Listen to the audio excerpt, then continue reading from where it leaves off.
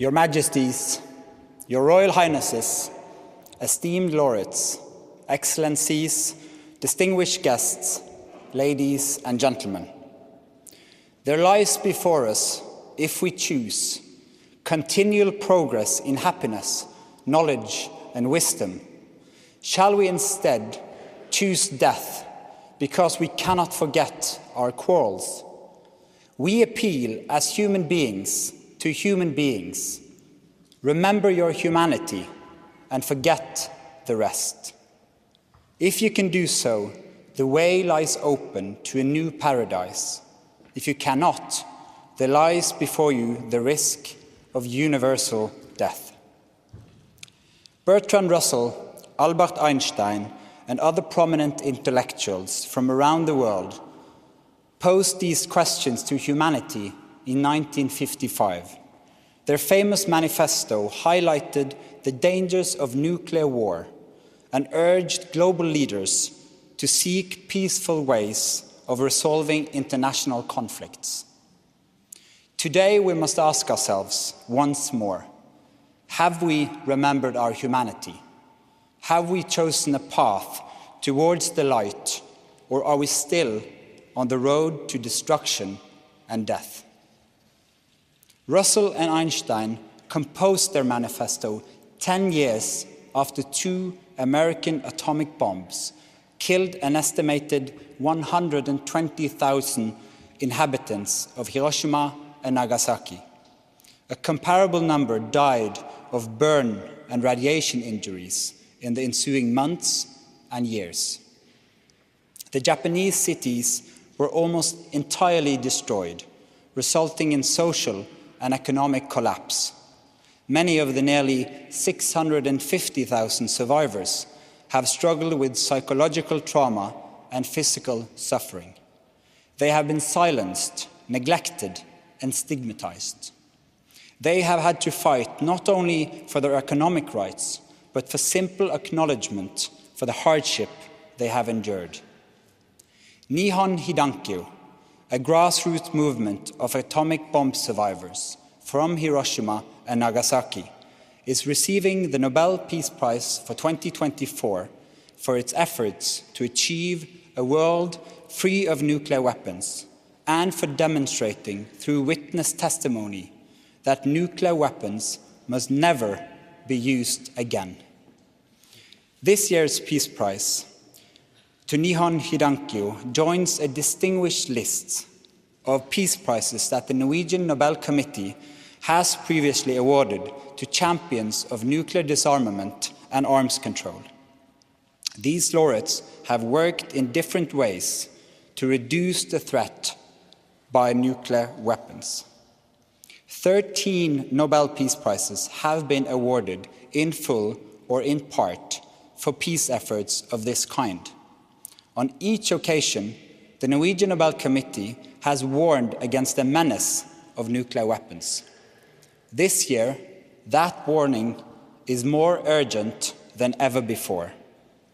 As 2025 approaches, the world is entering in what many analysts characterize as a new, more unstable nuclear age. The role of nuclear weapons in international politics is changing. The nuclear powers are modernizing and upgrading their arsenals. New countries appear to be preparing to obtain nuclear weapons. Key arms control agreements are expiring without being replaced, and threats to use nuclear weapons in ongoing warfare have been made openly and repeatedly. It is perhaps necessary to remind ourselves just what nuclear weapons are. The most destructive weapon the world has ever seen. Today's nuclear weapons, and there are more than 12,000 of them, have far greater destructive power than the 2 bombs used against Japan in 1945.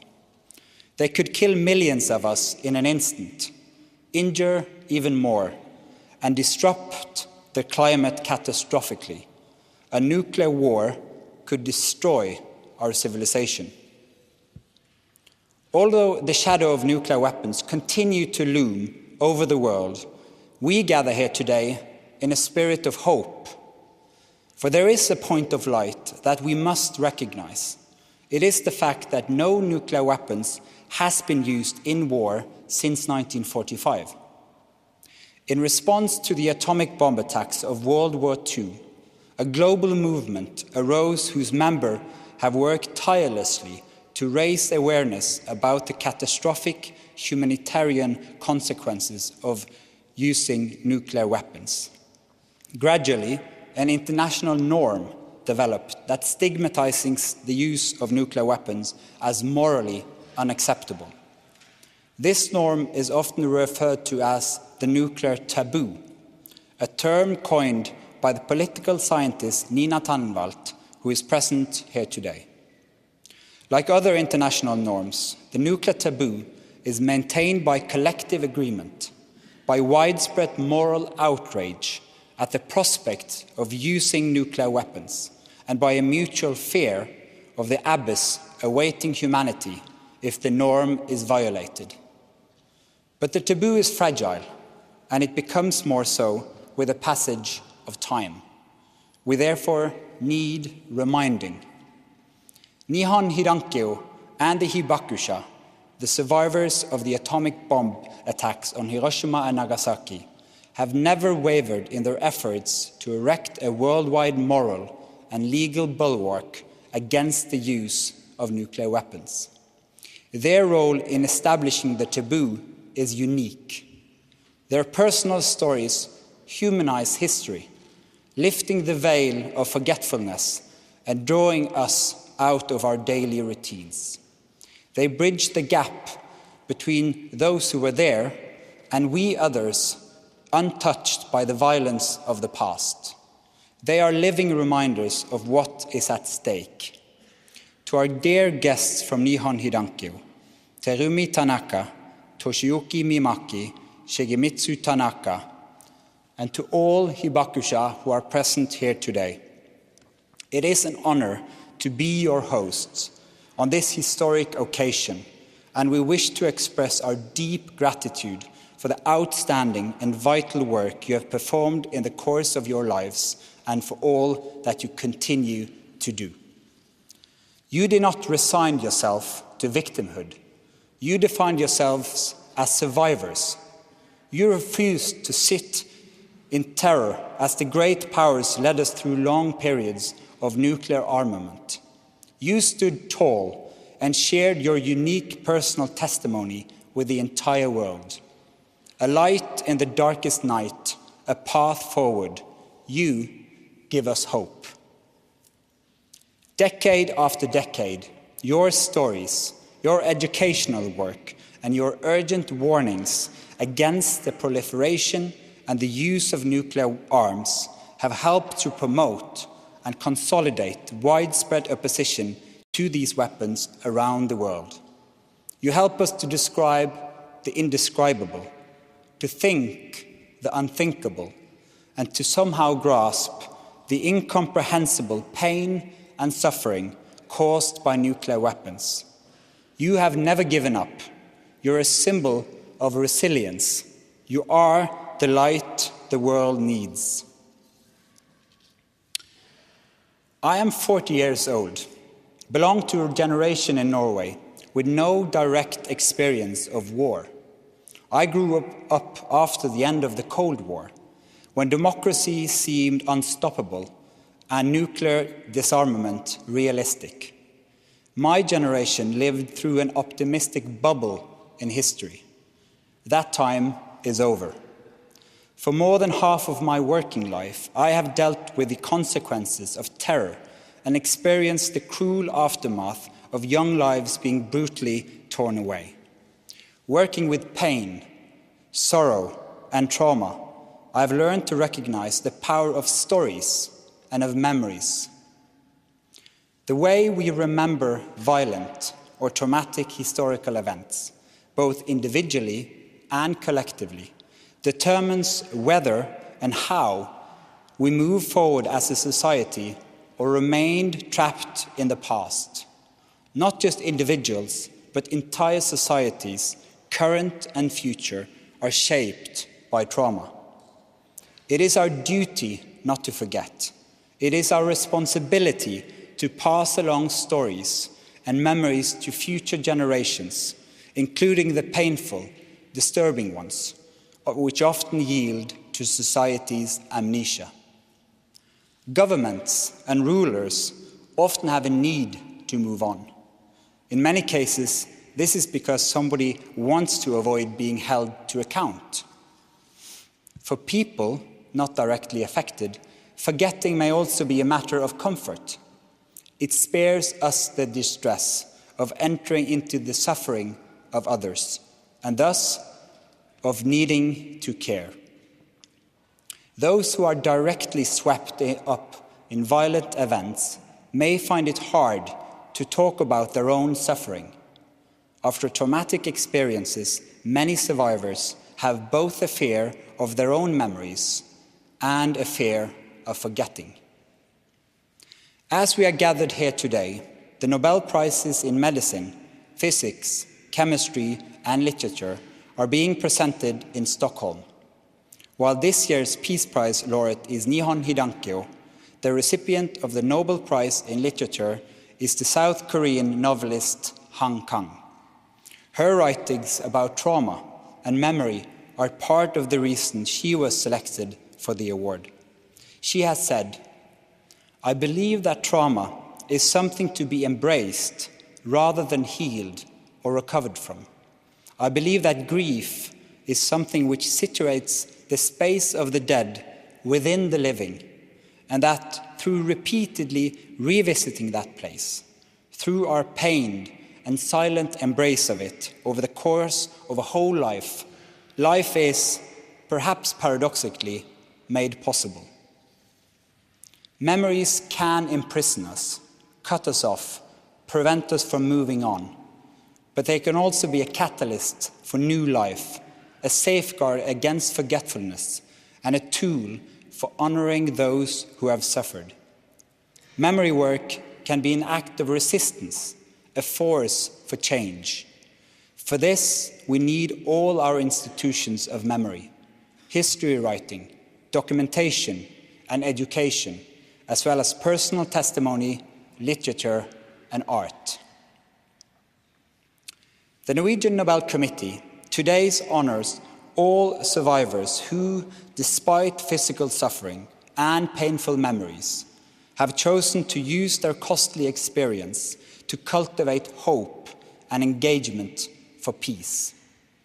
Our tribute also extends to the 500,000 hibakusha who have died since 1945 and who for many years offered their first-hand testimony while helping to develop and uphold the critical international taboo against nuclear weapons. One day, the hibakusha will no longer be among us as witnesses to history. But with a strong culture of remembrance and a continued commitment, younger generations in Japan and elsewhere are carrying forward the experience and the message of the witnesses. They too have inspired and educated people around the world. But they must not bear this responsibility their own. We all have a duty to fulfill the mission of the hibakusha. Their moral compass is our inheritance. It is now our turn. Disarmament efforts require insistent public appeals and sustained pressure. A new generation of brave voices, interested students, and willing teachers is needed. Disarmament also requires courageous and visionary political leaders. None of the 9 countries that possess nuclear weapons, the United States, Russia, China, France, the United Kingdom, India, Pakistan, Israel, and North Korea, appear interested in nuclear disarmament and arms control at present. On the contrary, they are modernizing and building up their nuclear arsenals. The Norwegian Nobel Committee calls upon the 5 nuclear weapon states that have signed the Non-Proliferation Treaty to take seriously their obligations under this treaty. In addition, more countries must ratify the Treaty on the Prohibition of Nuclear Weapons. Political action is crucial. The Nobel Peace Prize for 2024 validates the most fundamental human right, the right to live. This year's prize also fulfills Alfred Nobel's desire to recognize those who devote their lives to the work of benefiting humankind. In the committee room of the Norwegian Nobel Institute here in Oslo hang the portraits of every Nobel Peace Prize laureate since 1901. 2 of the portraits are of Ales Bialyatsky and Nargis Mohammadi, who received their prizes in 2022 and 2023, respectively. Both are serving long prison sentences for their peaceful advocacy of human rights, the very work they earned them the Nobel Peace Prize. The Norwegian Nobel Committee calls upon the Iranian and Belarusian authorities to release them immediately, permanently, and unconditionally. Their portraits and those of all the other laureates serve as an important reminder that injustice, brutality, and war are still with us, but also that society can change for the better. The portraits tell a story of courageous people who never give up in the struggle to bring about positive change. We are not doomed by some genetic code to repeat the mistakes of the past. We can learn. We can choose another path. We can raise our children to believe in a shared human destiny. We can listen to Russell and Einstein and remember our humanity. The path towards a world free of nuclear weapons remains long. We will see progress and setbacks, but that does not mean the vision cannot eventually become reality. Imagine a world in which 100 years have passed since nuclear weapons were used on the battlefield. Surely this is a vision we can all share. We could listen to those who claim it is pointless, or instead take inspiration from the hibakusha, from their stamina and persistence. It is naive to believe our civilization can survive a world order in which global security depends on nuclear weapons. The world is not meant to be a prison in which we await collective annihilation. No matter how long and difficult the path, we should learn from Nihon Hidankyo. We must never give up. So let us listen to the testimony of hibakusha. Let their courage be our inspiration. Let their persistence drive us forward. Let us all strive to keep the nuclear taboo intact. Our survival depends on it. Thank you.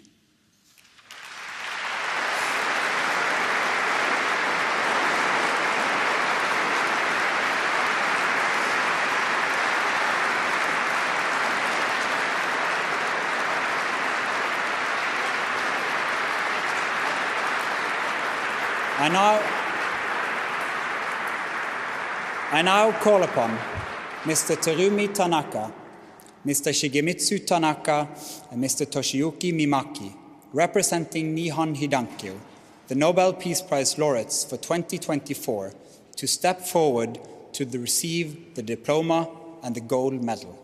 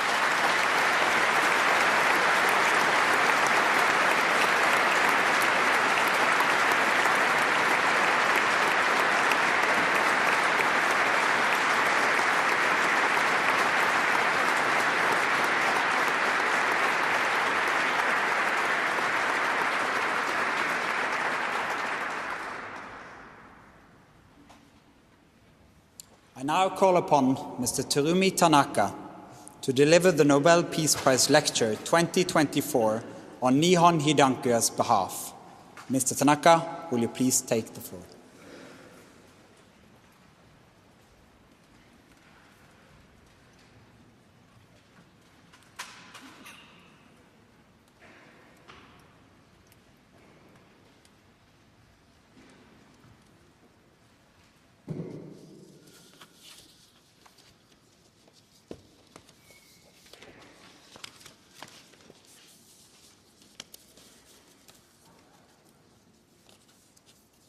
国王並びに王妃両陛下、皇太子妃殿下、ノルウェーノーベル委員会の皆さん、ご列席の皆さん、核兵器廃絶を目指して戦う世界の友人の皆さん、ただいま紹介いただきました日本被団協の代表員の一人であります田中照美でございます。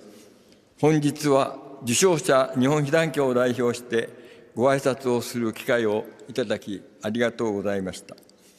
私たちは1956年8月に原水爆被害者団体協議会日本被団協を結成しました。生きながらえた原爆被害者は歴史上未曾有の非人道的な被害を再び繰り返すことのないようにと、2つの基本要求を掲げて運動を展開してまいりました。一つは、日本政府の戦争の被害は国民が受忍しなければならないとの主張に抗い、原爆被害は戦争を開始し遂行した国によって償われなければならないという私たちの運動であります。二つ目は、核兵器は極めて非人道的な殺戮兵器であり、人類とは共存させてはならない、速やかに廃絶しなければならないという運動であります。この運動は核タブーの形成に大きな役割を果たしたことは間違いないでしょう。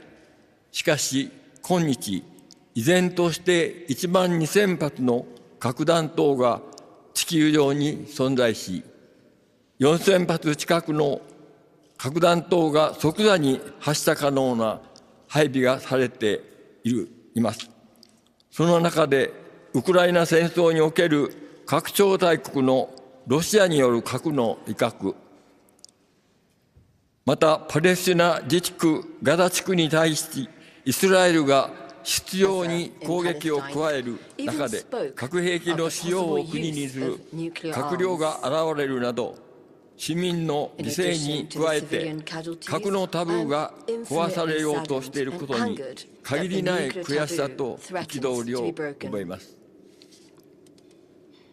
私は長崎原爆の被爆者の一人であります。13歳の時に爆心地から東3キロ余り離れた自宅において被爆しました。1945年8月9日、爆撃機1機の爆音が突然聞こえると間もなく真っ白な光で体が包まれました。その光に驚愕し、2階から階下に駆け下りました。目と耳を塞いで伏せた直後に強烈な衝撃波が通り抜けていきました。その後の記憶はなく、気がついた時には大きなガラス戸が私の体の上に覆いかぶさっていました。しかしガラスが一枚も割れていなかったこと、これは私は今奇跡というほかありません。そのおかげでほぼ無傷で助かりました。長崎原爆の惨状をつぶさに見たのは、3日後、爆心地帯に住んでいた2人の叔母の安否を尋ねるために訪れた時です。私と母は小高い山を迂回し、峠にたどり着き、眼下を見下ろして愕然といたしました。3キロ余り先の港まで黒く焼き尽くされた廃墟が広がっていました。レンガ造りの東洋一を誇った大きな教会、浦上天主堂は崩れ落ち、見る影もありませんでした。麓に降りていく道筋の家はすべて焼け落ち、その周りに遺体が放置され、あるいは大怪我や大やけどを負いながらなお生きている人々が誰からの救援もなく放置されておりました。私はほとんど無感動になり、人間らしい心も閉ざし、ただひたすら目的に向かうだけでありました。一人のおばは爆心地から400メートルの自宅の焼け跡に大学生の孫と共に黒焦げの死体で転がっておりました。もう一人のおばの家は倒壊し、木材の山になっていました。祖父は全身大やけどで瀕死の状態でしゃがみ込んでいました。おばは大やけどで私が到着する直前に亡くなり、私たちの手で野原で荼毘に付しました。ほとんど無傷だった叔父は救援を求めてその場を離れていましたが、救援先で倒れ、高熱で1週間ほどで苦しみ亡くなったそうです。一発の原子爆弾は私の身内5人を無断な姿に変え、一挙に命を奪いました。その時目にした人々の死に様は、人間の人はとても言えないありさまでした。誰からの手も手当ても受けることなく苦しんでいる人々が何十人何百人といました。たとえ戦争といえども、こんな殺し方、こんな傷つけ方をしてはいけない、私はその時強く感じたものであります。長崎原爆は上空600メートルで爆発し、放出したエネルギーの 50% は衝撃波として家屋を押しつぶし、35% は熱線として屋外の人々に大やけどを負わせ、倒壊した家屋の至るところに火をつけました。多くの人々が家屋に押しつぶされたまま焼き殺されていきました。残りの 15% は中性子線やガンマ線などの放射線として人体を貫き内部から破壊し死に至らせ、また原爆症の原因を作りました。その年の末まで広島、長崎の死亡者の数は、広島が14万人を、長崎が7万人前後とされています。原爆を被爆し、怪我を負い、放射線に被爆し、生存していた人々は40万人余りと言えます。生き残った被爆者たちは、被爆後7年間、占領軍に沈黙を強いられました。さらに日本政府からも見放されました。被爆後の10年間、孤独と病苦と生活苦、偏見と差別に耐え続けざるを得ませんでした。1954年3月1日、ビキニの干渉でアメリカ水爆実験によって日本の漁船が死の灰を被爆、大きな事件になりました。中でも第五福竜丸の乗組員23人が全員が被爆し、急性放射線症を発症し、捕獲したマグロはすべて投棄されることになりました。この事件が契機となって原水爆実験禁止、原水爆反対運動が日本に始まりました。世界にも始まりました。燎原の火のように日本中に広がったのです。3000万を超える署名が決立し、1955年8月、原水爆禁止世界大会が広島で開かれ、翌年の1956年第2回世界大会が長崎で開かれました。この運動に励まされて大会に参加した原爆被爆者によって1956年8月10日日本原水爆被害者団体協議会が結成されたのであります。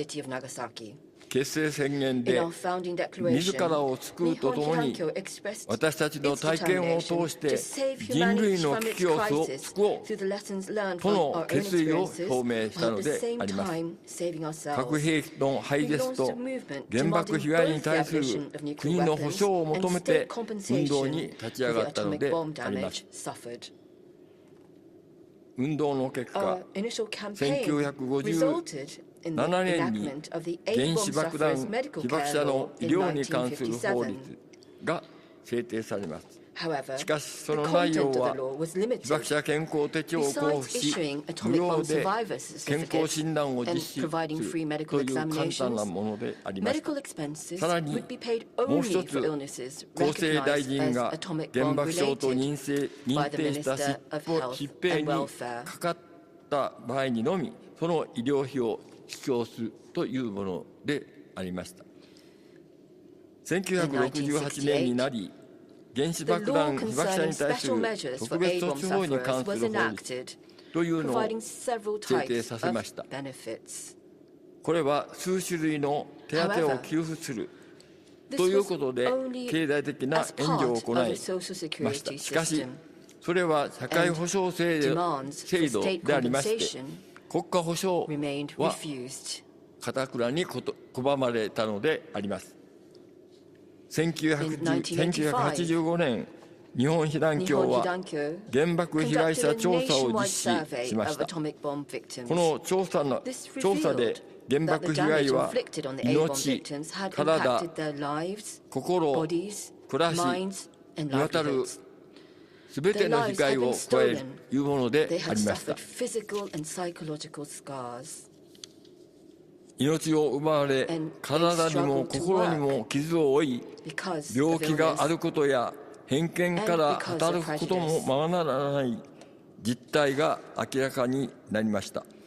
この調査結果は原爆被害者の基本要求を強く裏付けるものとなりました。自分たちが体験した悲惨な苦しみを二度と世界中の誰にも味わわせてはならないとの思いを強くいたしました。1994年12月、この2つの法律を合体した原子爆弾被爆者に対する援護に関する法律が制定されました。しかし何十万という死者に対する保障は全くなく、日本政府は一貫して国家保障を拒み、放射線被害に限定した対策のみを今日まで続けております。もう一度繰り返します。原爆で亡くなった死者に対する償いは日本政府は全くしていないという事実をお知りいただきたいというふうに思います。これらの法律は長い間国籍にかかわらず海外在住の原爆被爆者に対し適用されていませんでしたが、日本で被爆し母国に帰った韓国の被爆者や戦後アメリカ、ブラジル、メキシコ、カナダ、その他に移住した多くの被爆者は被爆者特有の病気を抱えながら原爆被害への無理解に苦しみ、それぞれの国で結成された原爆被害者の会と私たちは連帯し、ある時は共同し、裁判でなど活動を通して国に訴え、国内とほぼ同様の援護が行われるようになってまいりました。私たちは核兵器の速やかな廃絶を求めて、自国政府や核兵器保有国ほか諸国に要請運動を強めてまいりました。1977年、国連 NGO の主催で、被爆の実相と被爆者の実情に関する国際シンポジウムが日本で開催されました。原爆が人間に与える被害の実相を明らかにしました。この頃、ヨーロッパで核戦争の危機が高まり、各国で数十万人の大集会が開かれました。これらの集会での証言に日本被団協に対する依頼が続いたのであります。1978年と1982年にニューヨーク国連本部で開かれた国連軍縮特別総会には、日本被団協の代表がそれぞれ40人近く参加し、総会議場での演説のほか、証言活動を展開しました。核兵器不拡散条約の再検討会議とその準備委員会で、日本被団協代表は発言権を確保し、発言機会を確保し、合わせて再検討会議の期間中に国連本部総会場ロビーで原爆展を開き、大きな成果を上げました。2012年、NPT 再検討会議準備委員会で、ノルウェー政府が核兵器の人道的影響に関する会議の開催を提案し、2013年から3回にわたる会議で、原爆被害者の証言が重く受け止められ、核兵器禁止条約交渉会議に発展いたしました。2016年4月、日本被団協が提案し、世界の原爆被害者が呼びかけた核兵器の禁止廃絶を求める国際署名は大きく広がり、1370万を超える署名を国連に提出いたしました。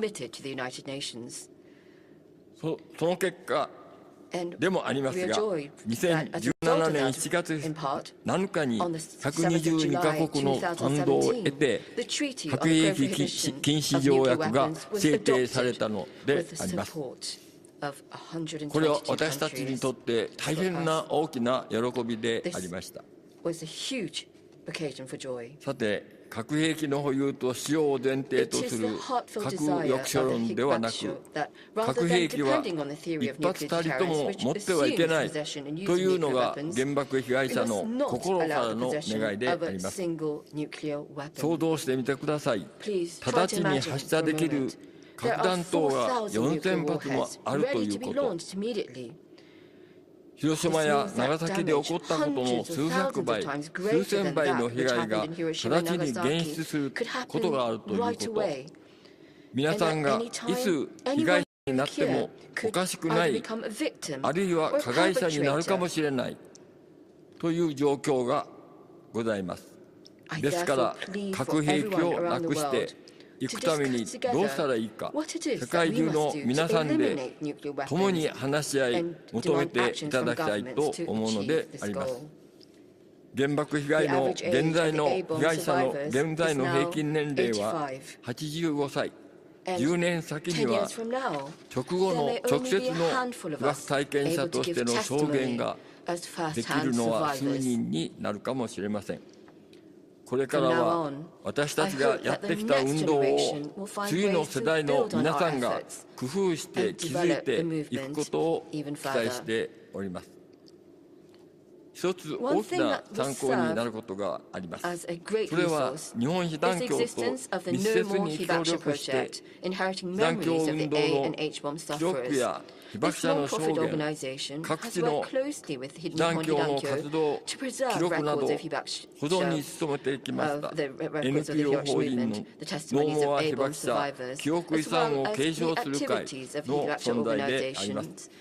この会は結成されてから15年近く粘り強く活動を進めて被爆者たちの草の根の運動、証言や各地の被爆者団体の運動、記録などをアーカイブスとして保存管理してまいりました。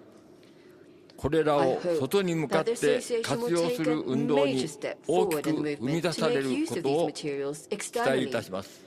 私はこの会が行動を含んだ実相の普及に全力を傾注する組織になってもらえるのではないかと期待しています。国内にとどまらず国際的な活動が大きく展開してくださることを強く願っています。世界中の皆さん、核兵器禁止条約のさらなる不変化と核兵器廃絶の国際条約の締結を目指し、核兵器の非人道性を感性で受け止めることのできるような原爆体験の表現の場を各国で開いてください。